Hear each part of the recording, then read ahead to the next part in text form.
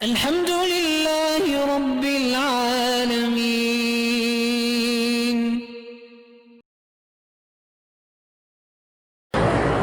کہتے جی کہ تبلیغی جماعت جو چلے لگاتی ہے یا سے روزے لگاتی ہے ان کے بارے میں بتائیں، لگا کے دیکھ لیں میں کیا مطلب نہیں. مقصد یہ ہے کہ کوئی تھرمامیٹر تو نہیں میں دیکھ کے بتاؤں کہ بخار 104 کا ہے.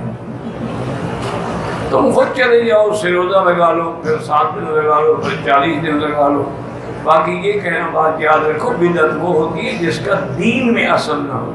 اگر دین میں اصل ہو، مثلا اب عمرے پہ آپ آ رہے ہیں، کسی کا پیکج 15 دن کا ہے، کسی کا 1 مہینے کا. دن میں بدعت والا کون ہے؟ 15 دن والا یا 1 مہینے والا؟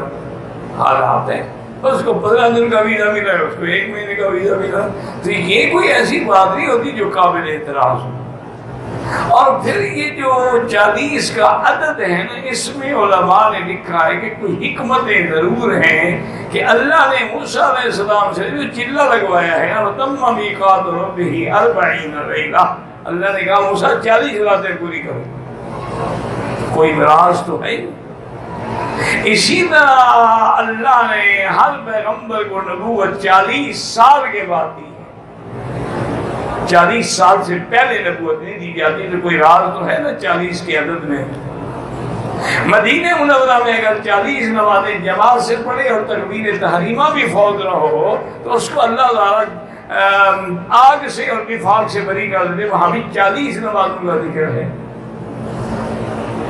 اور اسی طرح علماء نے لکھا ہے کہ ثم خلقنا النطفة علقة، پہلے نطفہ ہوتا ہے پھر علقہ بنتا ہے، یعنی بچہ جب پیدا ہوا اس کے بعد مدتی، اس کے درمیان فرق 40 دن کا ہوتا ہے. تو معنی یہ ہے کہ 40 دن کے اندر تغیر آتا ہے.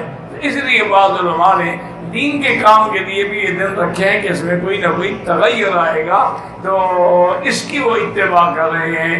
اب طواف ساتھ کیوں ہیں؟ صفا مروا کے ساتھ چکر کیوں ہیں؟